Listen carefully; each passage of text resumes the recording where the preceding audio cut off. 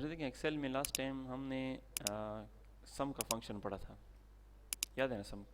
ठीक है, सम का फंक्शन क्या काम करेगा, सिंपल सी जल्दी जल्दी एग्जांपल दे देता हूँ कि सम का फंक्शन का काम यह है कि एडिशन करना, वैल्यूज लिखा, सॉरी नंबर्स चाहे इस हालत में हो या नंबर्स कॉलम में हो या रोज़ में हो, उनको जमा करना। ठीक है, मिसाल के तौर पर देखें, एक सिंपल एग्जांपल दे देता हूँ कि यहाँ पे जनवरी है और दोनों साइड से एडिशन हो जाएगी, फरवरी मार्च, और ये मेरे पास 5 महीनों का डेटा है, और आपसे कहा जाए कि यहाँ पे इसको क्या करें, टोटल करें, और इसके नीचे कुछ एंट्रीज हैं। ठीक है, और इस तरह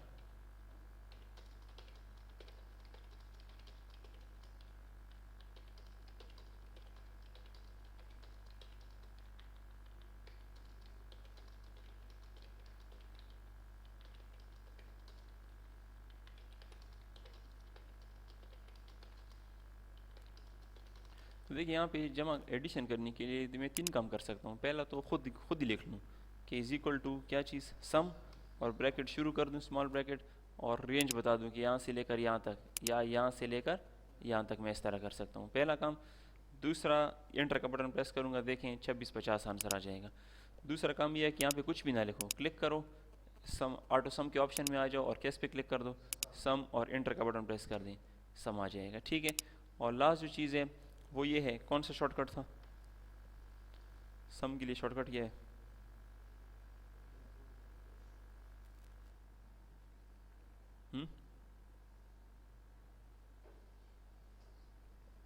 आल्ट इक्वल। ठीक है, आल्ट और इक्वल का निशान जब आप प्रेस करते हैं, आल्ट और इक्वल का, तो ऑटोमेटिकली यहाँ पे सम भी आ जाएगा और वो आपको रेंज भी बता देगा। लेकिन बाज़ औक़ात इस तरह होता है कि मिसाल के तौर पर यहाँ पे कोई फिगर है या दरमियान में कोई फिगर है, और मैं आपसे कहता हूँ कि अब इनको जमा करो, तो यहाँ पे अगर कुछ भी नहीं है और यहाँ पे आप आल्ट इक्वल करते हैं, आल्ट इक्वल, तो ये तमाम जो जहाँ से जहाँ तक इसको नंबर नज़र आएंगे सबको सेलेक्ट करेगा। जबकि मैं कहता हूँ कि नहीं, मुझे यहाँ से चाहिए, तो फिर आप रेंज चेंज कर सकते हैं इस तरह।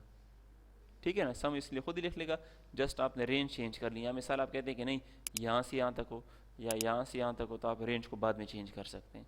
क्लियर है यहाँ तक? ठीक है, और देखिए मिसाल मैं कहता हूँ यहाँ से यहाँ तक हो और एंटर का बटन प्रेस कर दिया तो ये आ जाएगा, और बाद में आपने इसको सेलेक्ट करके नीचे ड्रैग कर लेना है, सारे जमा हो जाएंगे। इस तरह अगर मैं यहाँ पे लगाता हूँ तो आल्ट इक्वल कर सकता हूँ, आल्ट इक्वल एंटर, और यहाँ से सेलेक्ट करके क्या कर दूंगा, आगे ड्रैग कर दूंगा। तो ये सम का फंक्शन है, जहाँ पे आपको एडिशन चाहिए हो आप इस तरह कर सकते हैं। क्लियर? आज जो हमने काम करना है, सबसे पहला जो फंक्शन होगा वो होगा काउंट का। दूसरा हमने इस्तेमाल करना है काउंट ब्लैंक। ठीक है, और सॉरी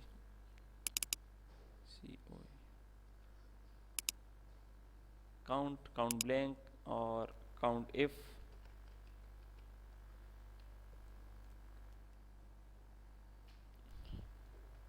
मैक्स और मिन, ये 3 फंक्शन है, ये हम इस्तेमाल करते हैं।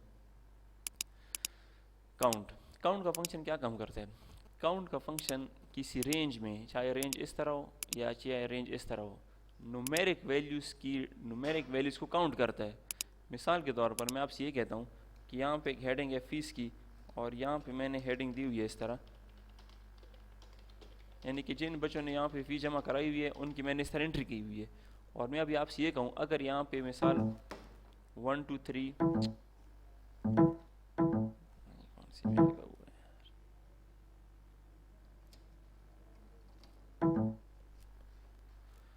अच्छा तो देखिए यहाँ पे यहाँ से यहाँ तक, अगर मैं आपसे अब ये कहूँ कि यहाँ से लेकर, माउस नहीं है तो माउस नहीं कर रहा सही,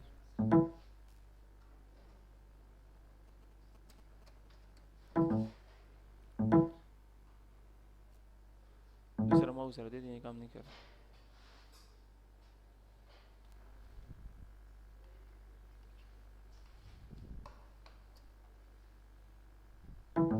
ये भी नहीं कर रहा सर।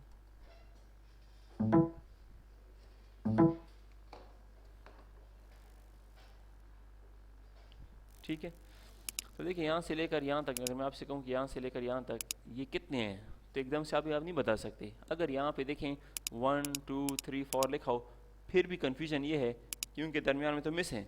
अगर मैं अभी आपसे कहूँ कि कितने बंदों ने फ़ीस जमा कराई है, तो आप एकदम से नहीं बता सकते, आपको गिनना पड़ेगा कि 1 2 3 7 या 8 या 10 है। ये तो चलो इस तरह का रेंज लंबी हो, यानी कि वैसे 80 बंदे हों, 50 बंदे हों, फिर तो उसमें बहुत मुश्किल हो जाएगा। तो जो काउंट का फंक्शन है ये उन सेलों को गिनेगा, सेल का मतलब क्या है, जो खाने हैं, उन सेल को गिनेगा कि जिसमें न्यूमेरिक डेटा मौजूद होगा, उन सेलों को काउंट करेगा कि जिसमें कौन क्या मौजूद होगा, न्यूमेरिक डेटा। तो देखिए यहाँ पे जिस तरह काउंट का, जिस तरह सम का फंक्शन है ना, बिल्कुल सेम टू सेम है, लेकिन यहाँ पे सम की जगह आपने क्या लिखना है, काउंट और ब्रैकेट शुरू। अब आपने यहाँ से लेकर यहाँ तक जब आप आओगे और जैसे एंटर का बटन प्रेस करेंगे, कितने सेलों में डेटा मौजूद है, तो यहाँ पे मैं लिख सकता हूँ कि टोटल कलेक्टेड, ठीक है, यानी कि कलेक्टेड यहाँ पे मेरे पास टोटल कितने हो गए, 7। अब देखें अगर मैं यहाँ पे एक और बंदा मेरे लिए एंट्री करता है, मैं यहाँ एंट्री कर लेता हूँ और यहाँ पे भी एंट्री कर लेता हूँ, तो देख रहे हैं जमा हो रहे हैं कि नहीं, ठीक है, कितने हो गए, 9 हो गए, क्योंकि अभी 9 सेलों में डेटा मौजूद है। लेकिन अगर बीच में कोई इस तरह हो कि मैंने लिखा हो कि ₹7,450 या जितना मैंने लिखा हो, तो देखिए उसको ये काउंट नहीं करेगा, सिर्फ और सिर्फ किसको काउंट करेगा, न्यूमेरिक डेटा को, जिसमें नंबर ओनली, बाकियों को ये काउंट नहीं करेगा, ठीक है। तो देखें काउंट और काउंट ब्लैंक में क्या फ़र्क है। अभी हम यहाँ पे एक सिंपल सी एक शीट में बनाता हूँ कि यहाँ पे मैं लिखता हूँ कि सीरियल नंबर और यहाँ पे नेम और यहाँ पे मैंने जनवरी लिख लिया, और जनवरी लिखने के बाद यहाँ पे देखें कितने 4 महीनों का डेटा है, और ऊपर मैंने यहाँ पे हेडिंग दे दी कि फ़ीस, ठीक है।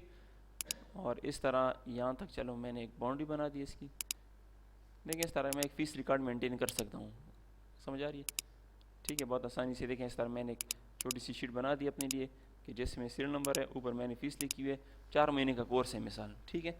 यहाँ पे 1 2 मेरे पास यहाँ पे जितने बंदे होंगे जितने, तो उनको तो मैं यहाँ तक लिख लूँगा, ठीक है।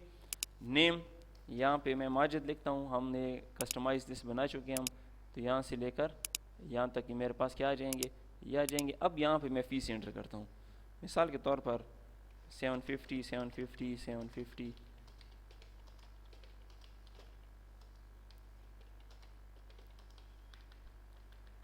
अच्छा। अब देखें 3 काम अब इसमें हम कर सकते हैं। पहला काम ये है कि टोटल मुझे ये पता होना चाहिए कि मेरे पास टोटल फ़ीस कितनी जमा हुई है, ये हम किसके साथ करेंगे, सम के साथ, ठीक है, इज इक्वल टू सम और ब्रैकेट शुरू, कहाँ से कहाँ तक, नीचे से ऊपर तक भी जा सकता हूँ या ऊपर से नीचे।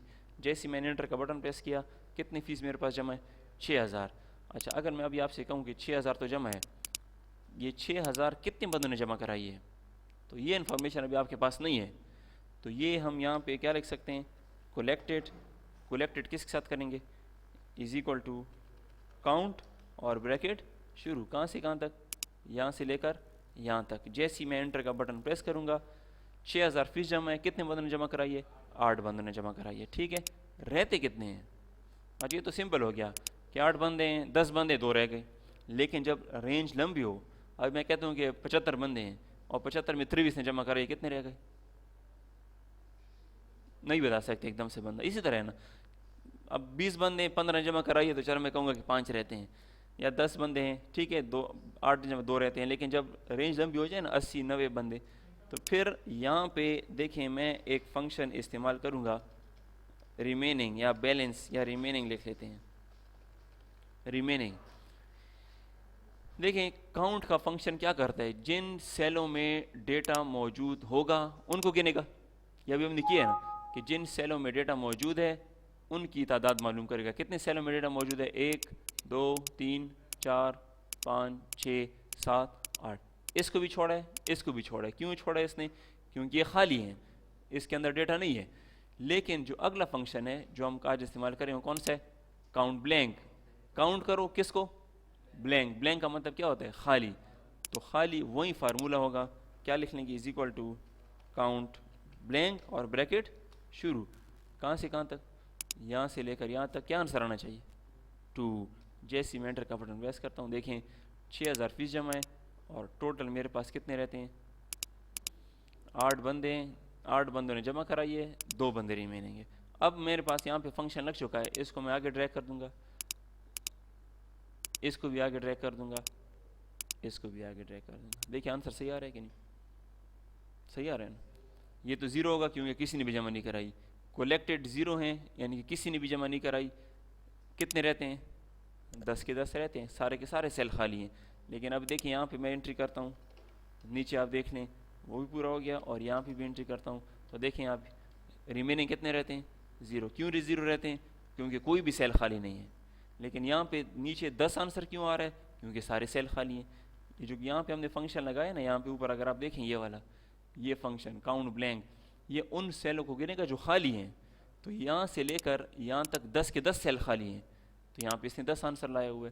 अब मैं यहाँ पे एंट्री करता हूँ, जो बंदा यहाँ पे मेरे पास फीस जमा करता जाएगा, नीचे आप देख रहे हैं मेरे पास 3 काम हो रहे हैं। 3 काम ये हो रहे हैं कि ये भी पता लग रहा है, ठीक है, अगर ये नहीं है ये भी पता लग रहा है, ये भी पता लग रहा है, और ये भी पता लग रहा है मेरे पास। तो देखिए मैं शीट मेंटेन कर सकता हूँ इस तरह, और बहुत आसानी से काउंट और काउंट ब्लैंक कर सकता हूँ। क्लियर है, ठीक है। तो जहाँ पे भी आपके पास रेंज आ जाए और आपसे कहा है कि इसे मालूम करो कितने सेल खाली हैं, कौन सा फार्मूले, कौन सा फंक्शन इस्तेमाल करोगे, काउंट ब्लैंक। और अगर आपसे कहा जाए कि ये रेंज है, बताओ इसमें से कितनी वैल्यूज़ हैं ये सारी, तो काउंट। और अगर आप एकदम से बताना चाहते हैं, कहते मैं अगर आपसे यह कहूँ अभी कि देखिए मिसाल के तौर पर यहाँ पे मैं एक एंट्री करता हूँ,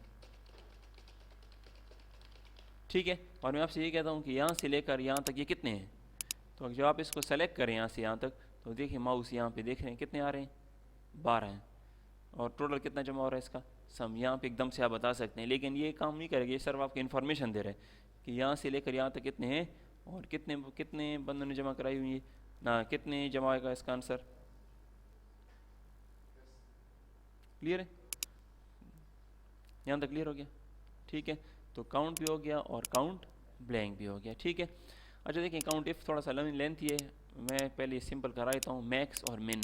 इसके लिए मैं एक शीट बनाता हूँ, यहाँ पे मैं लिख लेता हूँ सीरियल नंबर, ठीक है, और यहाँ पे मैं लिख लेता हूँ मैचेस, ठीक है, या चलो यहाँ पे सीरियल नंबर के हटा देते हैं, मैचेस लिख लेते हैं, और यहाँ पे लिख लेते हैं स्कोर, ठीक है, 1 2 2 1 और 2। देखें एक बैट्समैन है, उसने कितने मैच खेले हैं, 14 मैच खेले हैं, ठीक है, और ये उसका स्कोर है।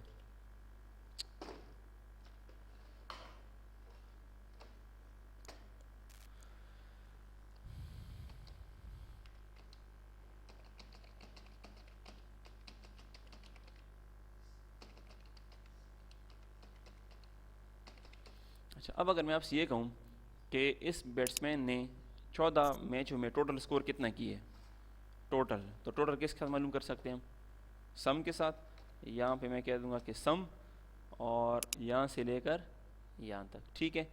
टोटल स्कोर इसने 588 किए, कितने मैचों में, 14 मैचों में।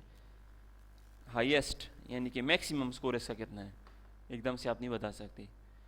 हाईएस्ट होता है ना जब एक बैट्समैन निकलता है हाईएस्ट स्कोर, तो देखिए हाईएस्ट स्कोर के लिए मैं कौन सा फंक्शन इस्तेमाल कर सकता हूँ, max is equal to max और ब्रैकेट शुरू, रेंज आपने इसको बतानी है यहाँ से लेकर यहाँ तक, यानी कि एक रेंज में सबसे बड़ी वैल्यू निकालना, सबसे बड़ी वैल्यू निकालना। जैसे आप एंटर का बटन प्रेस करेंगे, हाईएस्ट इसका कितना है, 85 स्कोर है, ठीक है। और यहाँ पे अगर देखें मैं लिखता हूँ 101, तो नीचे 101 की 85 की जगह क्या हो जाएगा, 101 हो जाएगा, क्योंकि अब 101 उसका स्कोर हो गया। और अगर मैं आपसे कहूँ कि मिन कम से कम कितना है, तो कौन सा फंक्शन इस्तेमाल कर सकते हैं, इज इक्वल टू मिन और ब्रैकेट शुरू, तो मिन इसका आंसर क्या आएगा, एंटर। सबसे कम स्कोर इसका कितना है, 2 है, सबसे हाईएस्ट स्कोर इसका कितना है, 101 है, और टोटल स्कोर इसका कितना है, 101, ठीक है। और एक और चीज़, चलो वो मैंने लिखा नहीं है, अगर आप लोग नोट किया हो, एक चीज़ लिखी जाती है एवरेज, हर एक बैट्समैन के साथ एक एवरेज लिखी जाती है। एवरेज का मतलब क्या है, एवरेज का मतलब ये औसत, यानी कि वो एवरेज से आपको ये अंदाज़ा होगा, अगर एक बैट्समैन निकल आता है और उसका लिखा हुआ है कि एवरेज 35 इसका एवरेज है, तो आप ये एक्सपेक्ट करोगे, उससे आप ये उम्मीद करोगे कि ये कम अज़ कम 35 स्कोर करेगा। जिसका जितनी एवरेज ज़्यादा होगी, जितनी ज़्यादा उतनी वो बैट्समैन ख़तरनाक है, जिसकी एवरेज से कम होगी वो इतना ही बेकार है। जिस तरह एक बंदा निकले उसकी एवरेज 15 है, तो आप कहोगे बस 15 स्कोर करेगा हो जाएगा, और एक बंदा रहा कि 59 स्कोर है, 59 एवरेज है, तो 59 कम से कम 59 करेगा, बाकी भी ज़्यादा कर सकता है, लेकिन 59 वो लाजमी करेगा।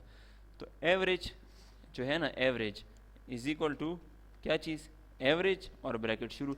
देखिए सारे फंक्शन तकरीबन काम एक जैसे करेंगे, ठीक है, यानी कि काम एक जैसे नहीं करेंगे, अंदाज लिखाई का वो जो है ना, इसका जो सेंटेक्स है, जो लिखने का तरीका वो एक जैसा है, काम मुख्तलिफ करेंगे, ठीक है। जिस तरह सम से हम शुरू में कि यहाँ से यहाँ तक जब मैं आ जाऊँगा और जैसे ही मैं एंटर का बटन प्रेस करता हूँ तो देखें कितनी एवरेज इसकी आ गई है, 45 इसकी एवरेज आ गई है।